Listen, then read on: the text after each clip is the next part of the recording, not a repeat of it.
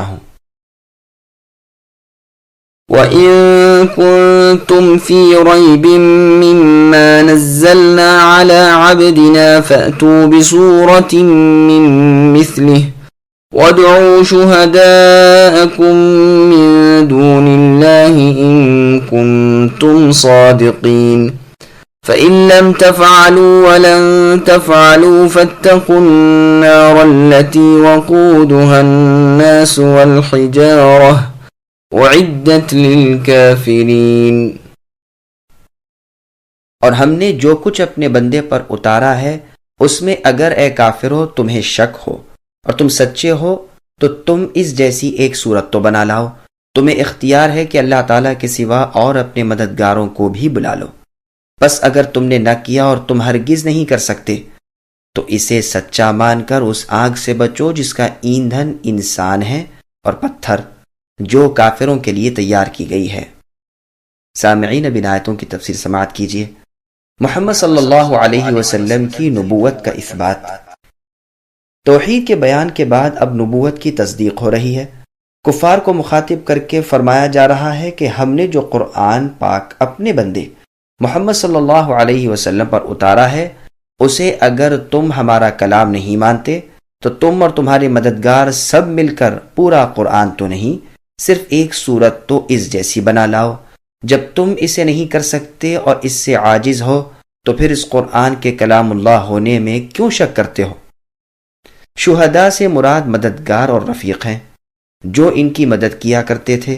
تو مطلب یہ ہوا کہ جنہیں تم نے اپنا معبود بنا رکھا ہے اللہ کو چھوڑ کر، انہیں بھی بلا لو اور ان سب سے بھی مدد چاہو، پھر اس جیسی ایک صورت تو بنا لاؤ۔ مجاہد رحمۃ اللہ علیہ فرماتے ہیں کہ تم اپنے حاکموں اور اپنے زبان دان فصیح و بلیغ لوگوں سے بھی امداد لے لو۔ قرآن کریم کا اعجاز۔ قرآن کریم کے اس معجزے کا اظہار اور اس طرز کا کلام کئی جگہ ہے۔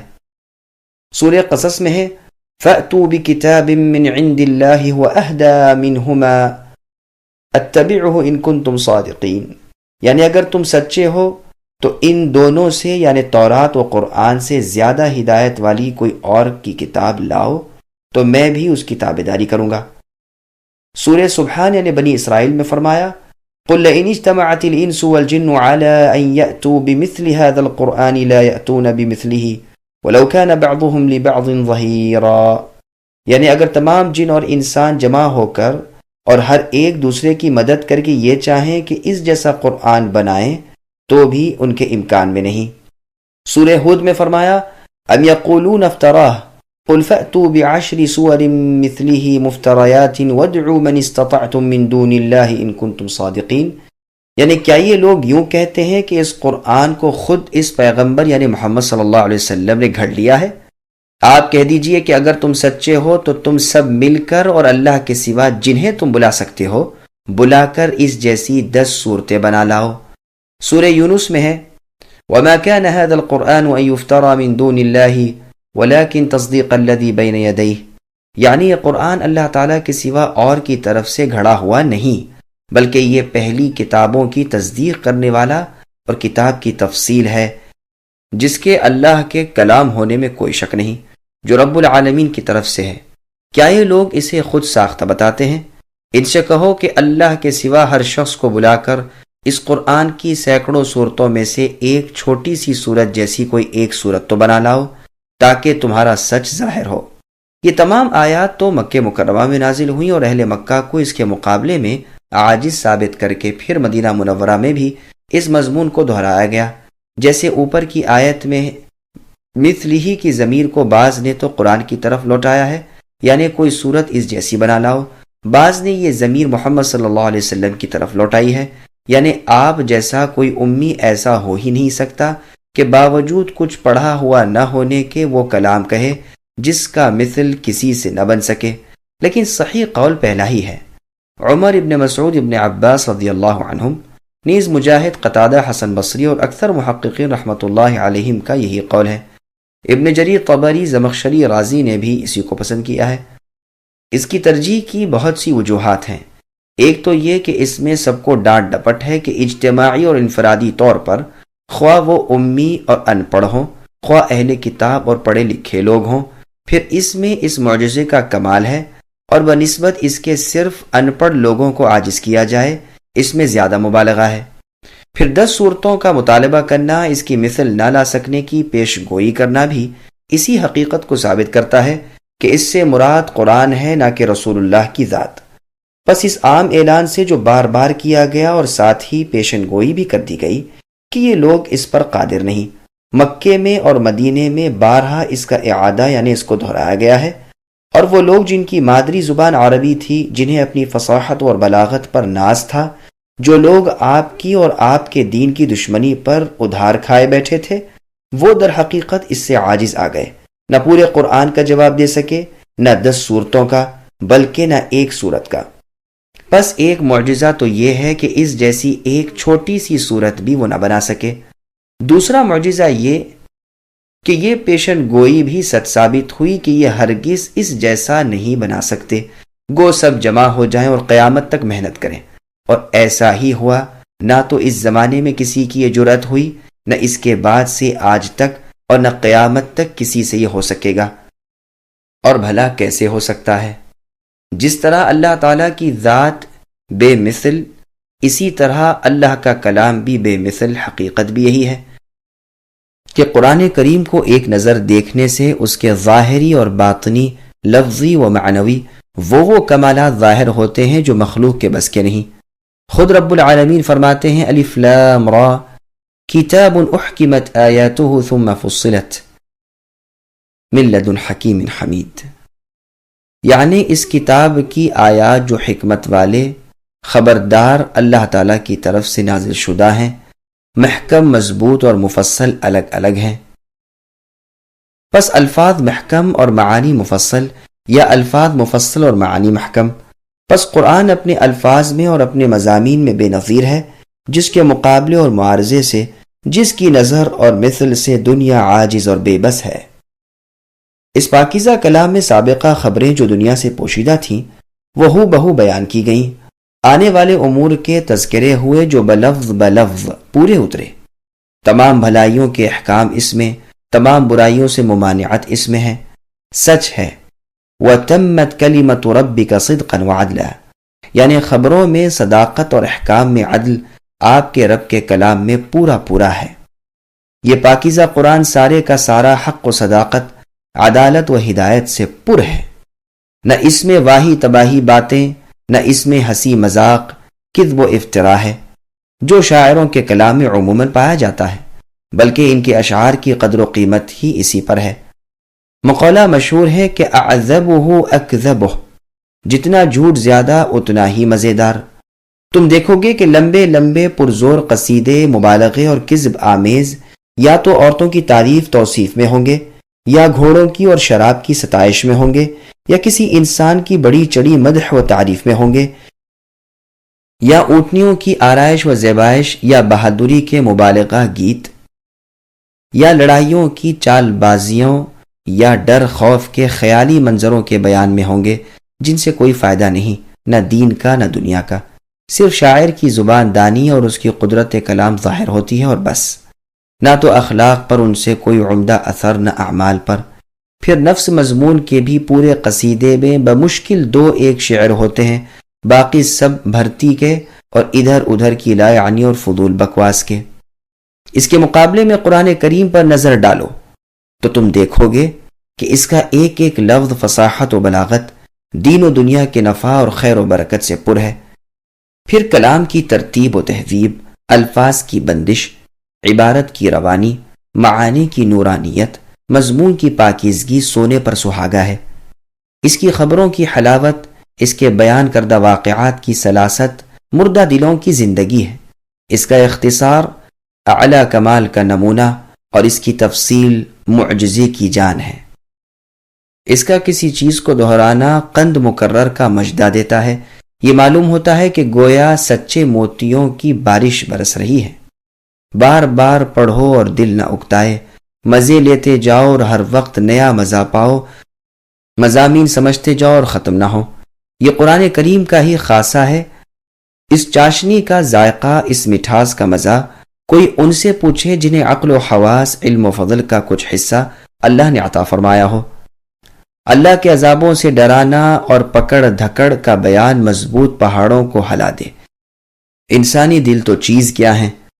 اللہ کے وعدے اور خوشخبریاں، نعمتوں اور رحمتوں کا بیان دلوں کی پژمردہ کلی کو کھلا دینے والا، شوق و تمنا کے دبے بجھے جذبات کو ابھار دینے والا، جنتوں اور راحتوں کے پیارے پیارے مناظر کو آنکھوں کے سامنے کر دینے والا ہے۔ دل کھل جاتے ہیں، کان لگ جاتے ہیں اور آنکھیں کھل جاتی ہیں۔ رغبت دیتے ہوئے وہ اللہ فرماتے ہیں فَلَا تَعْلَمُ نَفْسٌ مَّا أُخْفِيَ لَهُم مِّن قُرَّةِ أَعْيُنٍ، کوئی کیا جانے کہ اس کے نیک اعمال کے بدلے اس کی آنکھوں کی ٹھنڈک کا کیا کیا سامان چپ کے تیار کیا جا رہا ہے جنت میں۔ اور فرماتے ہیں وَفِيهَا مَا تَشْتَهِيهِ الْأَنفُسُ، اس ہمیشگی والی جنت میں ہر وہ چیز ہے جو دل کو بھائے اور آنکھوں میں اتر جائے۔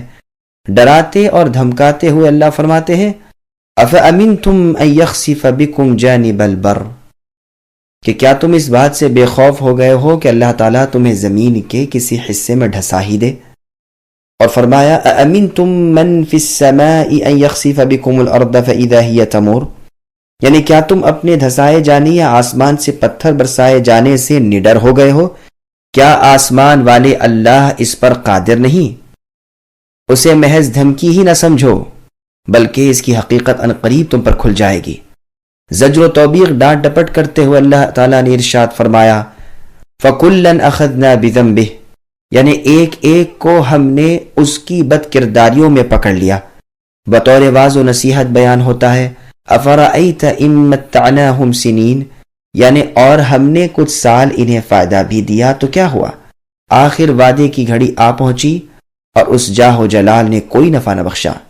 غرض کوئی کہاں تک بیان کرے، جس مضمون کو لیا اسے کمال تک پہنچا کر چھوڑا ہے، اور طرح طرح کی فصاحت و بلاغت، حلاوت و حکمت سے معمور کر دیا ہے۔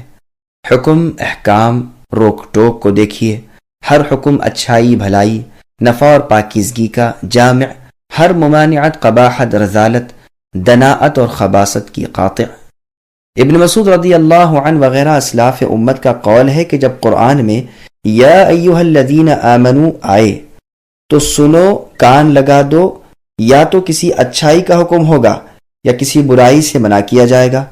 خود پروردگار عالم فرماتے ہیں یأمرہم بالمعروف وینہاہم عن المنکر ویحل لہم الطیبات ویحرم علیہم الخبائث ویضع عنہم اصرہم والاغلال التي كانت علیہم، یعنی بھلائیوں کا حکم اللہ دیتے ہیں، برائیوں سے روکتے ہیں، پاکیزہ چیزوں کو حلال کرتے ہیں، خبیث چیزیں حرام کرتے ہیں، وہ بوجھل بیڑیاں جو پاؤں میں تھیں، وہ سخت طوق جو گلے میں تھے اتار پھینکتے ہیں۔ قیامت کے بیان کی آیات، وہاں کے ہولناک منظر، جنت دوزخ کا بیان، رحمتوں اور زحمتوں کا پورا پورا وصف، اولیاء اللہ کے لیے طرح طرح کی نعمتیں، اللہ کے دشمنوں کے لیے طرح طرح کے عذاب، کہیں بشارت ہے کہیں ڈراوا ہے، کہیں نیکیوں کی طرف رغبت ہے کہیں بدکاریوں سے ممانعت ہے، کہیں دنیا کی طرف زہد کرنے کی کہیں آخرت کی طرف رغبت کرنے کی تعلیم ہے۔ یہی وہ تمام آیات ہیں جو راہ راست دکھاتی، بہترین رہنمائی کرتی ہیں اور اللہ کی پسندیدہ شریعت کی طرف جھکاتی ہیں اور دلوں کو جلا یعنی فرحت دیتی ہیں اور شیطانی دروازوں کو بند کر دیتی ہیں اور برے اثرات زائل کرتی ہیں۔ قرآن نبی صلی اللہ علیہ وسلم کے لیے سب سے بڑا معجزہ ہے۔ صحیح بخاری و مسلم میں بروایت ابو ہریرہ رضی اللہ عنہ مروی ہے کہ رسول اللہ صلی اللہ علیہ وسلم نے فرمایا ہر نبی کو ایسے معجزے دیے گئے کہ جنہیں دیکھ کر لوگ ان پر ایمان لائے، اور میرا معجزہ اللہ کی وحی یعنی قرآن پاک ہے۔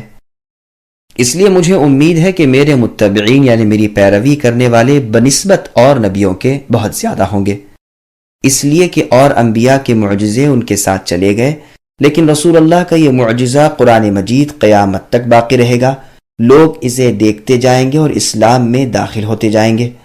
رسول اللہ کا یہ فرمان کہ میرا معجزہ وہی ہے جو میں دیا گیا ہوں سے مطلب یہ ہے کہ میں اس کے ساتھ خاص کیا گیا ہوں، اور یہ قرآن کریم مجھی کو ملا ہے جو اپنے معارضے اور مقابلے کے تمام دنیا کو عاجز کر دینے والا ہے، بخلاف دوسری آسمانی کتابوں کے کہ وہ اکثر علماء کے نزدیک اس وصف سے خالی ہیں۔ واللہ اعلم۔ رسول اللہ صلی اللہ علیہ وسلم کی نبوت، آپ کی صداقت اور دین اسلام کی حقانیت پر علاوہ اس معجزے کے بھی اس قدر دلائل ہیں جو گنے بھی نہیں جا سکتے. وللہ الحمد والمنہ. بعض متکلمین نے قرآن کریم کے اعجاز کو ایسے طریقے پر بیان کیا ہے کہ جو اہل سنت کے اور معتزلہ کے قول پر مشترک ہے. وہ کہتے ہیں کہ یا تو یہ قرآن فی نفسی ہی معجزہ ہے، انسان کے امکان میں ہی نہیں کہ وہ اس جیسا بنا سکے، انہیں اس کا معارضہ کرنے کی قدرت و طاقت ہی نہیں، یا یہ کہ گو اس کا معارضہ ممکن ہے اور انسانی طاقت سے باہر نہیں، لیکن باوجود اس کے انہیں معارضے کا چیلنج دیا جاتا ہے. وہ عداوت اور دشمنی میں بڑے ہوئے ہیں. وہ دین حق کو مٹانے کے لیے ہر وقت ہر طاقت کے خرچ کرنے اور ہر چیز کے برباد کرنے کے لیے تیار ہیں، لیکن تاہم قرآن کا معارضہ اور مقابلہ ان سے نہیں کیا جا سکتا. یہ دلیل ہے اس بات پر کہ یہ قرآن کریم اللہ کی جانب سے ہے کہ باوجود قدرت اور طاقت ہونے کے وہ انہیں روک دیتے ہیں اور وہ قرآن کا مثل پیش کرنے سے عاجز ہو جاتے ہیں. گو یہ دوسری وجہ اتنی پسندیدہ نہیں، تاہم اگر اسے بھی مان لیا جائے تو اس سے بھی قرآن کا معجزہ ہونا ثابت ہے جو بطریقہ تنزل حمایت حق اور مناظرے کی خاطر صلاحیت رکھتا ہے. رازی نے بھی چھوٹی چھوٹی صورتوں کے سوال کے جواب میں یہی طریقہ اختیار کیا ہے. وقود اور حجارہ سے کیا مراد ہے؟ وقودن کے معنی ایندھن کے ہیں جسے آگ جلائی جائے جیسے لکڑیاں وغیرہ. قرآن کریم میں ایک جگہ ارشاد ہے وَأَمَّا الْقَاسِطُونَ فَكَانُوا لِجَهَنَّمَ حَطَبًا، یعنی ظالم لوگ جہنم کی لکڑیاں ہیں. اور جگہ فرمایا تم اور تمہارے وہ معبود جو اللہ کے سوا ہیں جہنم کی لکڑیاں ہیں، تم سب اس میں وارد ہوگے. اگر وہ سچے معبود ہوتے تو وہاں وارد نہ ہوتے. دراصل یہ سب کے سب اس میں ہمیشہ رہنے والے ہیں. اور حجارتن کہتے ہیں پتھر کو. یہاں مراد گندھک کے سخت سیاہ اور بڑے بڑے اور بدبودار پتھر ہیں جن کی آگ بہت تیز ہوتی ہے. اللہ تعالی ہمیں محفوظ رکھے، آمین. ابن مسعود رضی اللہ عنہ فرماتے ہیں کہ ان پتھروں کی زمین و آسمان کی پیدائش کے ساتھ ہی آسمان اول پر پیدا کیا گیا ہے. ابن عباس، ابن مسعود اور چند صحابہ رضوان اللہ علیہم سے سدی نے نقل کیا ہے کہ جہنم میں یہ سیاہ گندک کے پتھر بھی ہیں جن کی سخت آگ سے کافروں کو عذاب کیا جائے گا. مجاہد رحمۃ اللہ علیہ فرماتے ہیں کہ ان پتھروں کی بدبو مردار کی بو سے بھی زیادہ ہے. محمد بن علی اور ابن جریج بھی کہتے ہیں کہ مراد گندھک کے بڑے بڑے اور سخت پتھر ہیں. بعض نے کہا ہے مراد وہ پتھر ہیں جن کی تصویریں وغیرہ بنائی جاتی تھیں اور پھر ان کی پرستش کی جاتی تھی، جیسے اور جگہ ہے انکم وما تعبدون من دون اللہ حصب جہنم، یعنی تم اور تمہارے وہ معبود جو اللہ کے سوا ہیں جہنم کی لکڑیاں ہیں. قرطبی اور رازی نے اسی قول کو ترجیح دی ہے اور کہا ہے کہ گندھک کے پتھر کو آگ لگنا کوئی نئی بات نہیں، اس لیے مراد یہی اصنام و انداد بت اور جو پتھر کسی شکل میں بھی اللہ تعالیٰ کے سوا پوجے جاتے ہوں. لیکن یہ وجہ کوئی قوی وجہ نہیں، اس لیے کہ جب آگ گندھک کے پتھروں سے سلگائی جائے تو ظاہر ہے کہ اس کی تیز اور حرارت معمولی آگ سے بہت زیادہ ہوگی. اس کا بھڑکنا اور جلنا اور سوزش اور شعلے بھی بہت زیادہ ہوں گے. علاوہ اس کے پھر سلف سے بھی اس کی تفسیر ہی مروی ہے. اسی طرح ان پتھروں میں آگ کا لگنا بھی ظاہر ہے، اور آیت میں مقصود آگ کی تیزی اور اس کی سوزش کا بیان کرنا ہے، اور اس کے بیان کے لیے بھی یہاں پتھر سے مراد گندھک کے پتھر لینا ہی زیادہ مناسب ہے تاکہ وہ آگ تیز ہو اور اس سے بھی عذاب میں سختی ہو. قرآن کریم میں ہے کلما خبت زدناہم سعیرا، جہاں جہنم میں شعلے ہلکے ہوئے کہ ہم نے اور بھڑکا دیا. اعدت یعنی تیار کی گئی ہے سے مراد بظاہر یہی معلوم ہوتا ہے کہ وہ آگ کافروں کے لیے تیار کی گئی ہے، اور یہ بھی ہو سکتا ہے کہ مراد پتھر ہوں، یعنی وہ پتھر جو تیار کیے گئے ہیں کافروں کے لیے.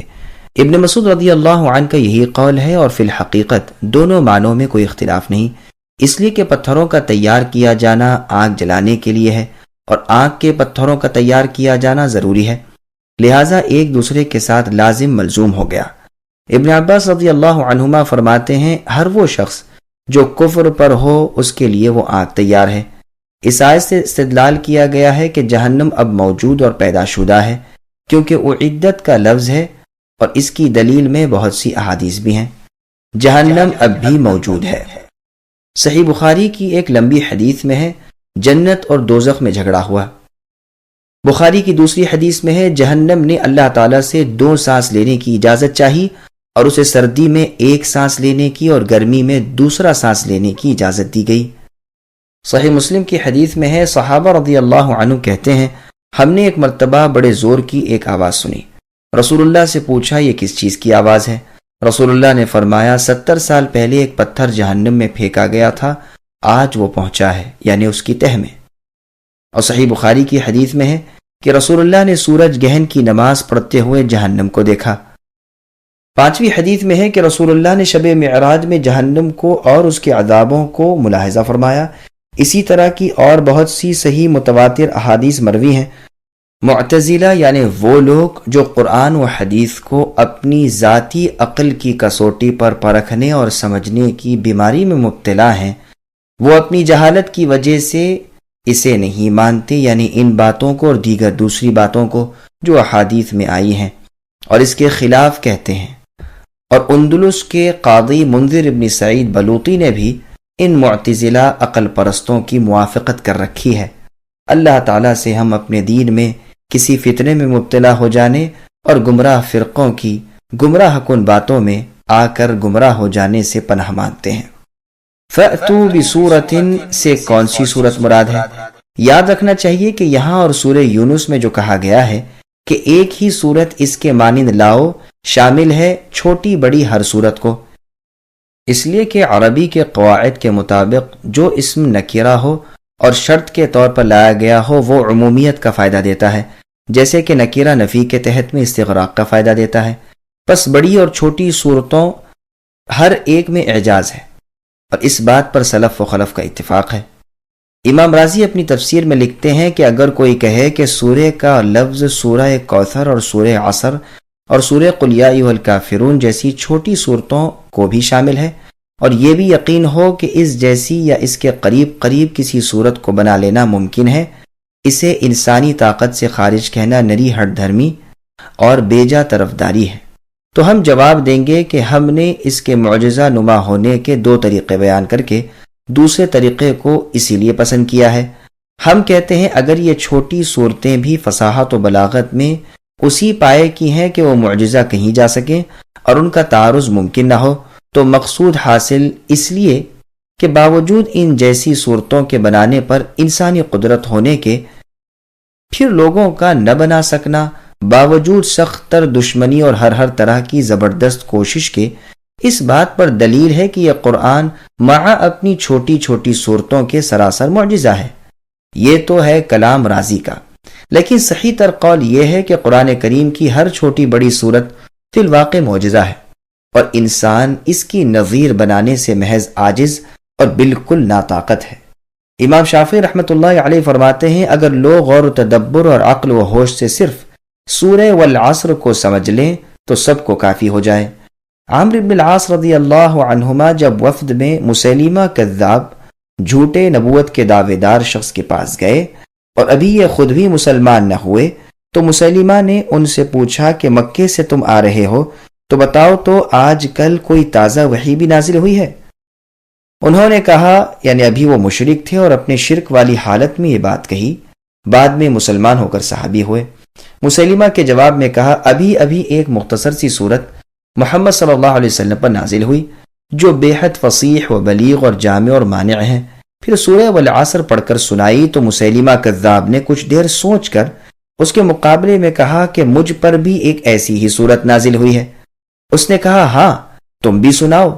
تو اس نے کہا، یا وبر انما انت اذنانی وصدر وسائرک حقر فقر، یعنی اے جنگلی چوہے تیرا وجود سوائے 2 کانوں اور سینے کے اور کچھ بھی نہیں، باقی تو سراسر بالکل ناچیز ہے۔ پھر مسیلمہ فخریہ طور پر کہنے لگا، کہو اے عمرو کیسی کہی؟ انہوں نے کہا، مجھ سے کیا پوچھتے ہو، اسے تو خود جانتا ہے کہ سراسر کذب یعنی جھوٹ اور بہتان الزام تراشی ہے۔ بھلا کہاں یہ تیرا فضول کلام اور کہاں وہ حکمتوں سے بھرپور کلام یعنی قرآن مجید۔